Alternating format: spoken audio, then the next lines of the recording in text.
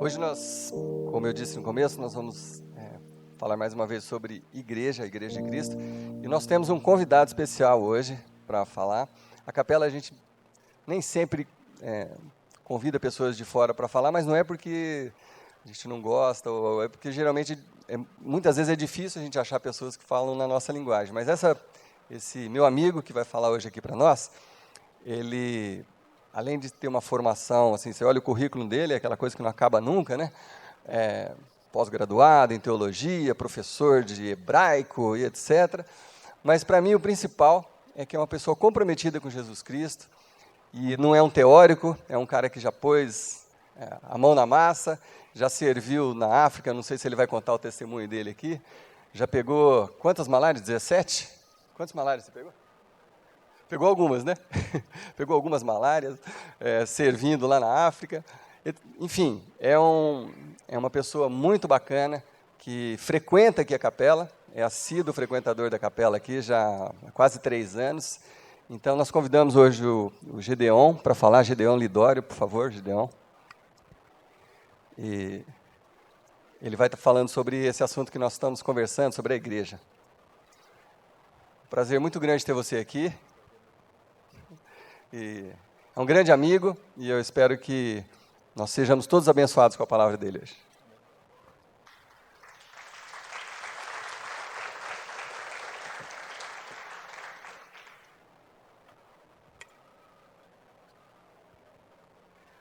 Boa noite. É bom estar aqui. Obrigado, Paulo, pelo convite. Poder compartilhar um pouco daquilo que Deus tem colocado em nosso coração. E vi o Paulo falando esse mês sobre igreja, e comecei a falar com ele também sobre essa questão. E há sempre uma pergunta que fica para mim em relação à questão igreja. Nós somos igreja, nós frequentamos igreja, nós estamos na igreja. As perguntas que sempre surgem na minha mente o que é igreja?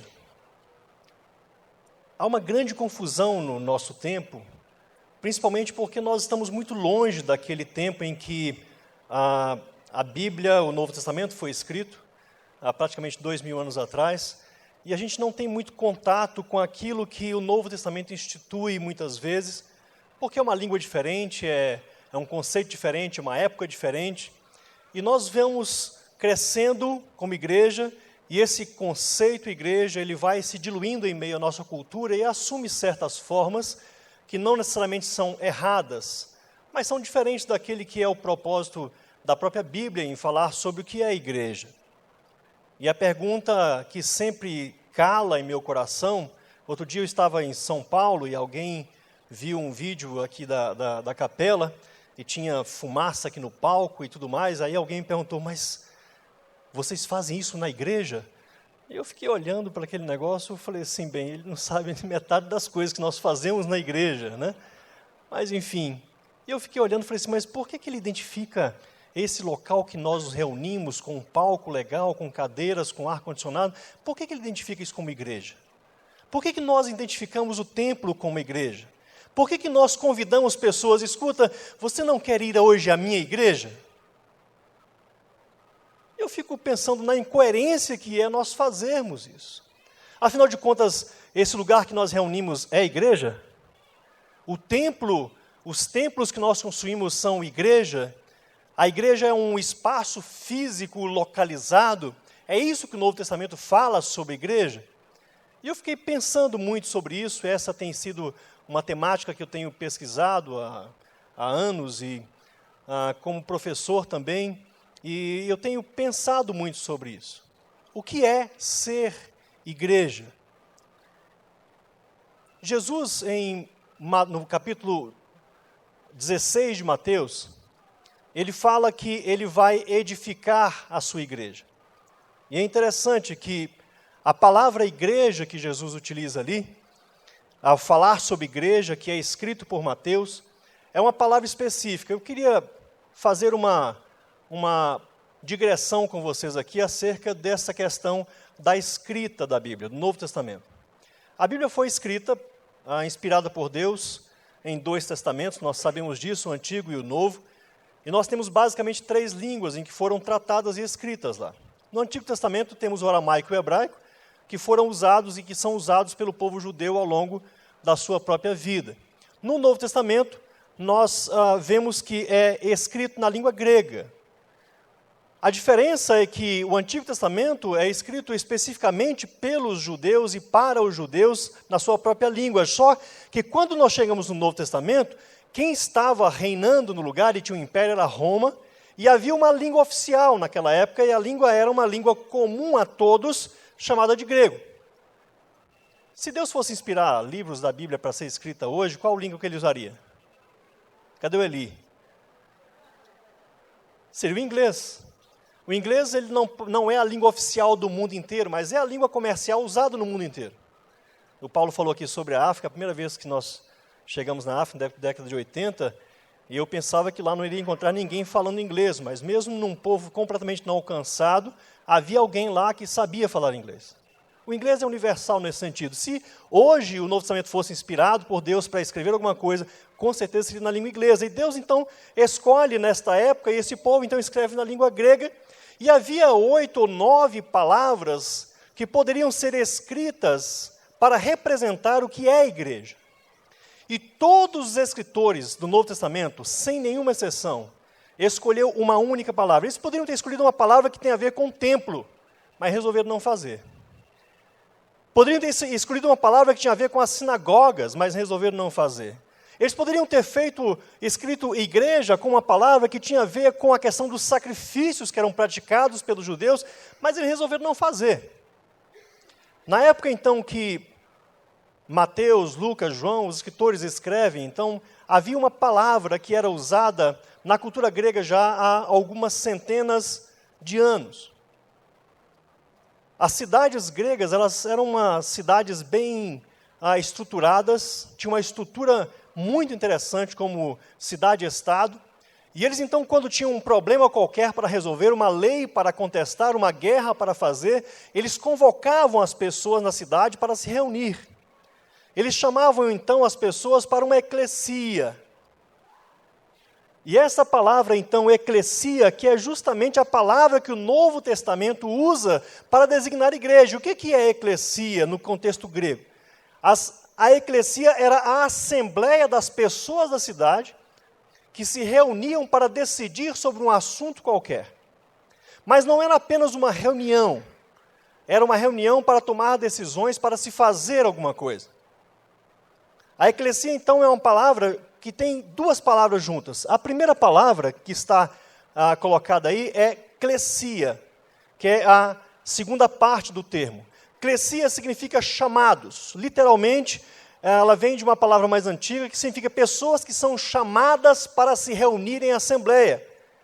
Quando as pessoas na cultura grega iam reunir, saía um arauto para todas as partes da cidade, chamando as pessoas para se reunirem em assembleia para decidir. Por exemplo, quando uma cidade ia fazer uma guerra com outra, chamavam as pessoas então para se reunir no Areópago, ou no centro da cidade, na praça ou em algum lugar, para poder então decidir o que fazer em relação àquela guerra. Eclesia então é esse chamado, é uma assembleia para reunir. A cidade então se reunia. Só que eles não eram apenas uma reunião qualquer. A outra parte da palavra, que é uma preposição que fica antes aí, ek, para formar eclesia, ela tem uma designação.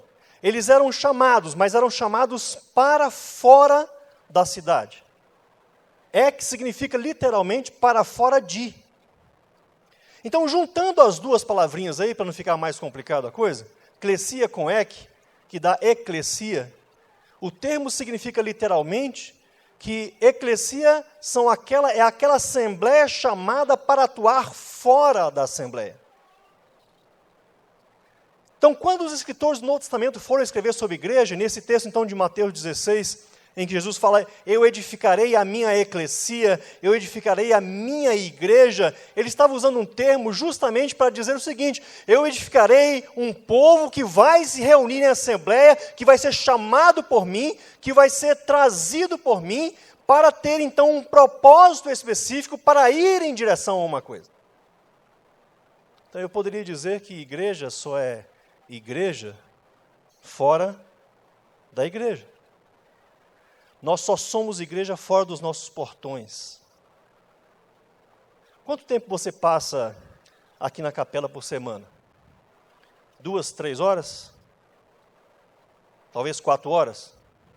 Quem aqui passa mais do que 4 horas por semana aqui na capela? Só o Paulo mesmo, acho, né? A Kellen. Ou o pessoal que ensaia.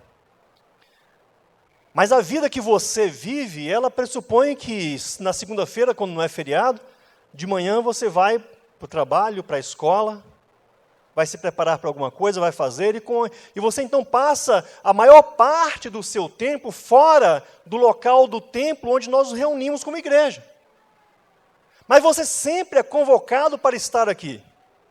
Eu vejo sempre o Paulo falando, olha, domingo que vem vamos ter, ele falou aqui agora há pouco, né? Vamos ter uma outra série, nós vamos fazer isso, vamos fazer aquele outro, ou seja, ele está chamando vocês para se reunir como eclesia.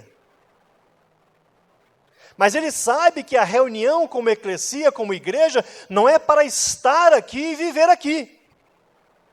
Porque aqui dentro, e eu digo isso bem claramente, aqui dentro é muito fácil ser cristão. Porque aqui dentro todo mundo quer o seu bem, todo mundo quer o seu crescimento, todo mundo está preocupado com o seu bem-estar, todo mundo está preocupado com o conforto que você vai ter ao sentar nas cadeiras, ao ter um ar-condicionado, a ter um telão funcionando, microfone, a ter um grupo de louvor que toca maravilhosamente bem, que te leva, que leva os nossos louvores também para Deus juntamente conosco. Todo mundo aqui está preocupado com o seu crescimento, com a sua proximidade de Jesus.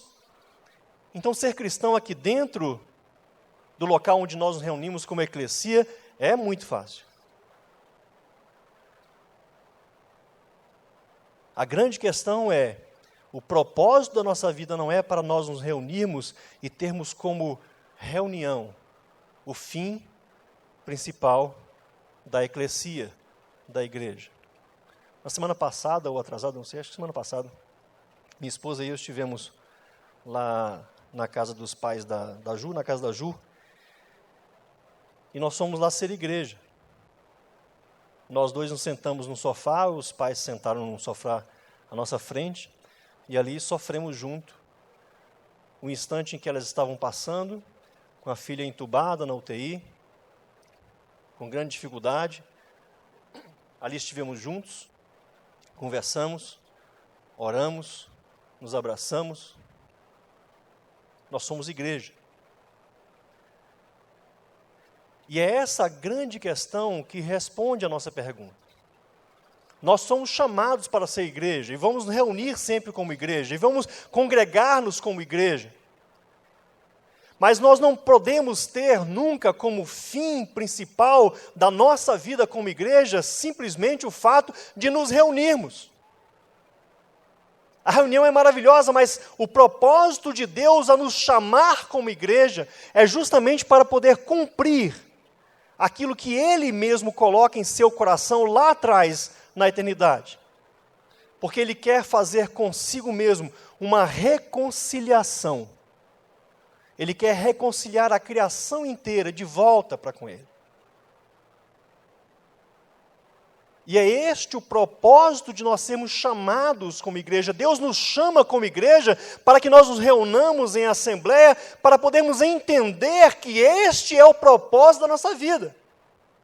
E o propósito da nossa vida é justamente sermos agentes criativos e criadores de Deus, para transformar a vida das pessoas, para ir em direção àqueles que necessitam, para cuidar, para que outras pessoas possam entender aquilo que nós entendemos, para que haja reconciliação com Deus, não somente de pessoas, mas da criação como um todo.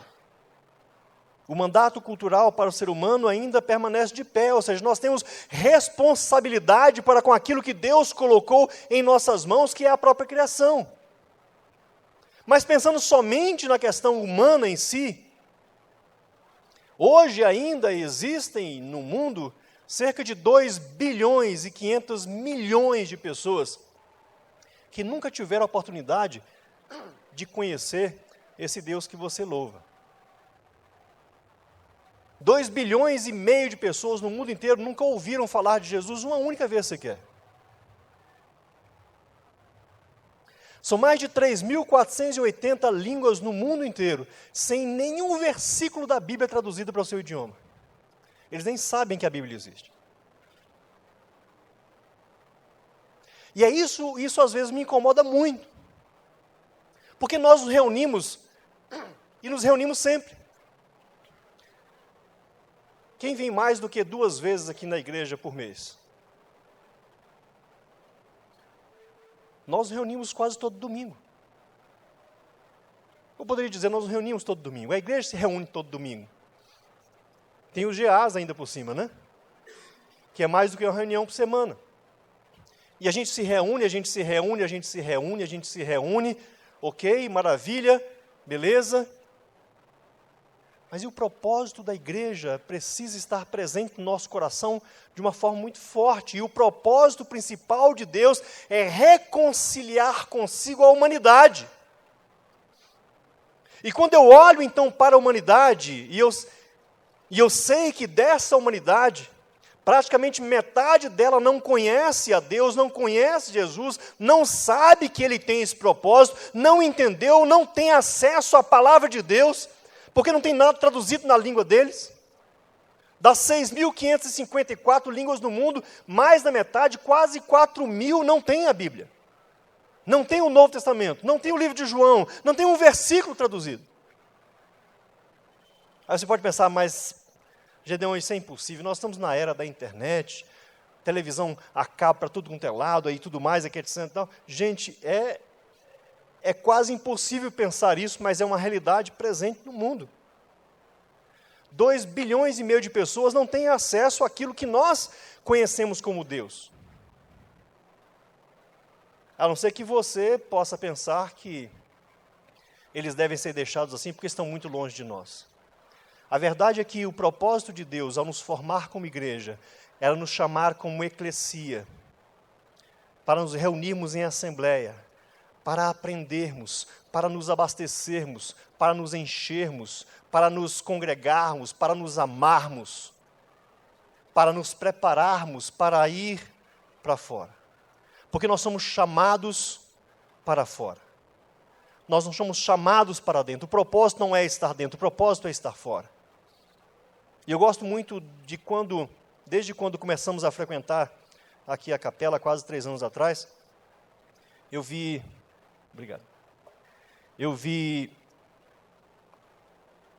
o propósito da igreja, que era levar as pessoas a ter um relacionamento crescente com a igreja. E eu gosto muito disso, não é verdade? Não? Mas como não? Eu vejo escrito todo dia aqui um relacionamento crescente com a igreja.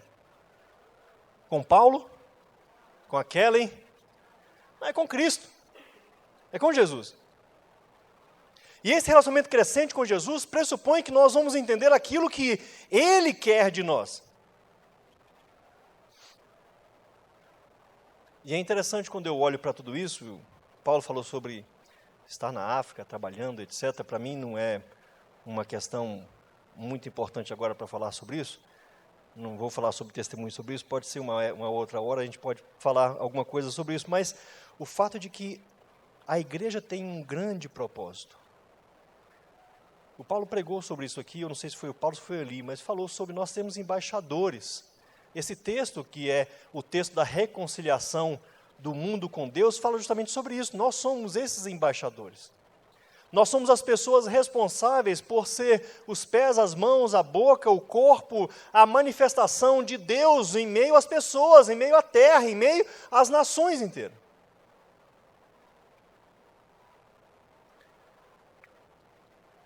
Igreja é justamente isso. Igreja não é e não pode ser esse tempo em que nós simplesmente nos reunimos domingo após domingo. Porque se igreja for isso, e se isso se tornar igreja para nós, nós perderemos o propósito de Deus e viveremos de acordo com os nossos próprios propósitos, de acordo com o nosso próprio umbigo.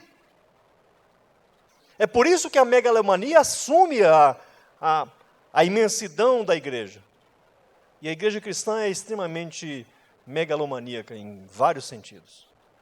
Os templos suntuosos, as teologias da prosperidade, as necessidades de aparecer e tanta coisa mais que acontece por aí. Até proibição de maionese e Hellmann's agora existe por aí, né? Eu fico pensando na loucura que a nossa cabeça é e funciona para poder criar certas coisas. E essa megalomania da igreja, de sermos igreja, mas não é sermos igreja, nós precisamos ser uma igreja que faz sentido, que chama a atenção das pessoas. O dia em que nós formos uma igreja, que chamarmos a atenção das pessoas porque somos igreja, Jesus deixa de estar conosco. Nós não podemos substituir Cristo por nós. E eu tenho visto muito isso acontecer, e eu gosto de sempre dar essa palavra de alerta para que nós possamos ser avisados todos os dias.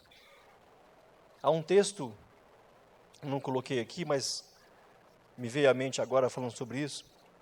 No Apocalipse, Jesus escreve 7 cartas para 7 igrejas, e uma das cartas, que é a carta para a igreja de Laodiceia, é a coisa mais interessante do mundo. Parece que João estava descrevendo um monte de igreja que eu conheço. Laodiceia era a melhor igreja. Tinha o melhor sistema de som, a melhor iluminação, a melhor equipe de louvor. As crianças tinham o melhor trabalho possível do mundo. O pastor pregava, era o melhor pastor que pregava na região. A igreja sempre cheia. Não havia necessitados na igreja. Tudo era maravilhoso, perfeito. Só tinha um detalhe na igreja de Laodiceia que era diferente. Você procurava Jesus e não encontrava, porque ele estava do lado de fora da porta, batendo, tentando entrar na igreja. E eu estou vendo uma época em que a igreja cristã está justamente caminhando a passos largos para isso. Para caminhar como igreja, para ser uma igreja maravilhosa, para ser uma igreja pungente, forte, crescente, mas que não tem como centro e como foco a vida de Cristo, a vida de Jesus, e Jesus está do lado de fora. Eu não sei por que Jesus fica do lado de fora ainda insistindo, batendo na porta querendo voltar. Ainda bem que eu não sou ele, porque se eu fosse já tinha ido embora há muito tempo, né? Então a igreja é justamente esse projeto de Deus, e é projeto de Deus desde a eternidade. Não foi um plano B, que não deu certo alguma coisa, e ele falou assim, vamos fazer uma igreja, vamos abrir um trabalho, vamos abrir uma portinha, vamos colocar alguma coisa. Não é plano B de Deus, é plano A, o plano eterno dele. O plano eterno dele é justamente esse. E esse texto de Coríntios fala justamente sobre isso, ou seja, agora é a hora de se manifestar, diz Paulo, esta igreja. E essa igreja tem um ministério, é o ministério da reconciliação. Paulo está justamente instando aquela igreja e a nós também, para que nós nos reunamos e entendamos isso. Gente, vamos nos reunir, vamos crescer, vamos fazer, vamos nos alimentar e vamos em direção às pessoas no nosso dia a dia. Talvez você possa falar assim, mas Gedeon, eu não posso ir para a África, não posso ir para a Ásia, não posso ir para a Índia, não posso ir para algum lugar qualquer. Ok. Mas você pode ir para o seu trabalho, não pode? Sim ou não? Você pode estar no meio da sua família. Você pode estar com seus amigos. E no meio dessas pessoas, existem muitas pessoas que precisam da reconciliação com Deus e que não conheceram e não entenderam Deus. Um dos livros que eu li como adolescente, que eu mais gostei, de James Fowler, ele fala que nós devemos florescer onde nós estamos plantados. Floresça onde você está plantado. Isso é ser igreja. Ser igreja é você se reunir aqui? Sim. Mas não ter como propósito final da sua vida a reunião aqui. Você vem, você se abastece para gastar durante a semana naquilo que você vai gastar consigo, com os seus, com os amigos, e vai então tratar disso e receber de Deus a bênção de ser embaixador para tratar justamente da reconciliação do mundo com Ele. Eu não sei o que Deus vai fazer conosco no final. Eu tenho lá as minhas ideias, né? Como diz um grande teólogo, todo mundo tem direito às suas heresias, né? Então, eu tenho lá as minhas ideias do que Deus vai fazer conosco. Porém, é complicado pensar em algumas coisas. De 1930 até 1990, em torno de 900 a 1000 etnias no mundo inteiro, nações inteiras, extinguiram-se completamente sem ter o testemunho do Evangelho no meio deles. Então, eu não sei o que Deus vai olhar para nós e pensar. Mas há uma necessidade pungente no mundo hoje. Por mais que você possa pensar que o mundo já foi alcançado por esse Jesus ou por este Evangelho, meu irmão, minha irmã, eu digo sinceramente que não foi. Nós temos uma grande necessidade de que a igreja se conscientize de que ela é o único agente de Deus para a reconciliação do mundo com Deus. Deus não tem um plano B. Ele não vai entrar com um plano B. O plano de Deus é você. O plano de Deus sou eu. O plano de Deus somos nós. O plano de Deus é a igreja. Alguém me perguntou outro dia, mas você confia na igreja?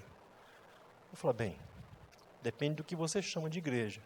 Se você está chamando de igreja instituição, eu não confio. Mas se você está chamando de igreja corpo de Cristo, em que o cabeça Jesus toma conta e faz tudo bem, é a melhor coisa que existe no mundo inteiro. A igreja é o corpo de Cristo, que perpassa a capela, que perpassa outros lugares, que sai de Londrina, que entra no Paraná, Brasil, o mundo inteiro, que está presente em todo lugar, esse corpo invisível de Cristo, que é a igreja, ela vai muito bem, obrigado. Ela está maravilhosamente fundada, amparada e cuidada, e caminha a passos largos na vontade de Deus. Mas muitas vezes nós confundimos a igreja corpo de Cristo com a igreja instituição ou localizada em certos lugares e começamos a ficar até com certa gastura de sermos chamados de evangélicos. Eu tenho alguns amigos que são pastores pelo Brasil e muitos deles já não se identificam mais como evangélicos. Outro dia eu encontrei com um e perguntei, ele falou assim, não, evangélico? Você é pastor? Eu falei, eu sou pastor, mas eu não sou evangélico. É uma esquizofrenia completa, total, né?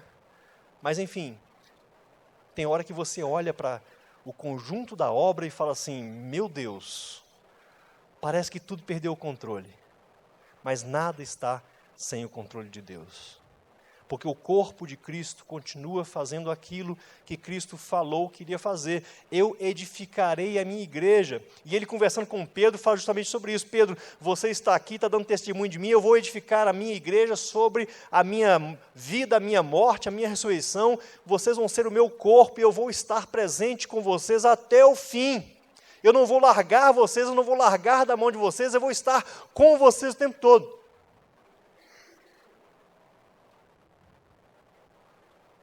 Então, eu queria que, nesse simples alerta, nós colocássemos em nossa mente, em nosso coração, justamente essa questão da reconciliação de Deus com a humanidade e da humanidade com Deus como sendo realmente o nosso grande propósito. Então, o que é igreja para você? Igreja é você, sou eu. Igreja somos nós. Igreja é um corpo, não é um lugar. Igreja não é um templo. Igreja não é uma situação. Igreja não é um nome. Igreja não é uma instituição. Igreja é você e eu.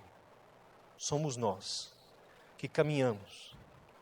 Deus no Antigo Testamento disse, Davi queria construir um templo para Deus, Deus não deixou. Depois Salomão quis continuar a obra e construir o templo, Deus falou assim, tudo bem, vai lá e constrói. Mas o Senhor vai vir, vai habitar nesse templo? Deus falou assim, Salomão, eu não habito em templos feitos por mãos humanas.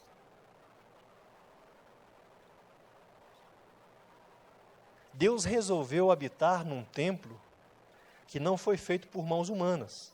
E que templo é esse? Você e eu, nós. Nós somos criação dele.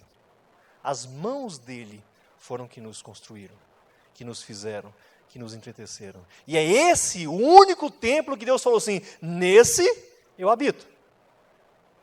E o Espírito Santo então vem, habita em nós e está no meio de nós, nos conduzindo como igreja, chamados para fora, chamados com a missão de Deus, chamados para ir em direção aos outros, chamados com um propósito. Isso é ser igreja.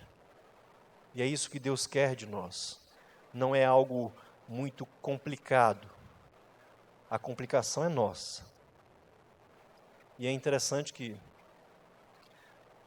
para finalizar, não é um texto que está aqui também, mas Paulo, em Romanos 10, ele fala sobre a simplicidade da mensagem de Deus, e ele fala assim: todo aquele que invocar o nome do Senhor será salvo. E aí ele faz um monte de perguntas, né? Porque isso é simples. Para Deus é simples. Invocou o nome do Senhor, será salvo. Aí começa então o nosso lado, que é o lado da complexidade humana. Aí você começa a perguntar, certo, mas como é que eles vão invocar se eles não conhecem? Mas como é que vão conhecer alguém que eles nunca ouviram falar? E como é que vão ouvir falar se ninguém foi até eles para poder falar sobre esse Deus? O lado de Deus é simples, o nosso lado é complicado, e nós complicamos a história. E Deus quer que nós simplificamos a nossa história. E simplificar a história significa entender que o propósito de Deus, ao nos formar e nos chamar como igreja, é nos levar para fora, para que no local onde nós mais passamos tempo, no local onde nós vivemos, no local onde nós convivemos com as pessoas, nós possamos florescer, dar o melhor de nós, entregar nossa própria vida se for necessário, nos sacrificar pelo outro, amar o outro ao ponto de preferi-lo em meu lugar. E neste amor, então, nesta comunhão, então, neste propósito, então, nós conseguimos levar as pessoas a essa reconciliação com Deus, cumprindo, então, o grande propósito de Deus que Ele traçou lá na eternidade, de reconciliar consigo o ser humano que se perdeu, pecou e está longe dele e que precisa deste mediador chamado Jesus, para poder, então, reconectar-se com Deus. Então, você e eu somos igreja. E somos igreja com um propósito. E o propósito é de amar o outro ao ponto de ir na sua direção e promover um encontro de reconciliação entre esse ser humano e o seu Criador. Entre Deus e nós. Entre nós e Deus. Amém? Vamos orar?